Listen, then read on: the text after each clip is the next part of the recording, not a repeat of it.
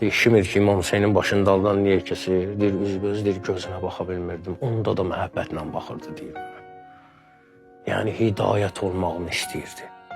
Sevgi nə boyda olmalıdır ki, sənə qarşı bu qədər zülm olur, amma ki, sən o sevgindən geri qalmırsan. Nə qədər müharibələrdə Əli əleyhissalamın əlindən düşür, daha doğrusu qarşı tərəfin əlindən düşür, Əli Kərbəlada xəncər əllərindən düşəndə öldürmürdü ki, bəlkə hidayət olur, get. Malikəşdən Əli əleyhissalamın bir dənə belə bir söhbəti var. Deyir, say hesabı ilə hamımızı eyni adam öldürmüşük. Nə oldu sən la fəta illə əli ilə seyfə illə zülfüqar. Yəni öz aranda dostlar da belə zarafatlaşanda Əli əleyhissalam deyir ki, düz deyirsən, bizi eyni sayda adam öldürmüşük. Amma sən Abu Avad satanı öldürmüşsən. Mən isə baxmışam ki, bəlkə düzəlmək tərəfi var.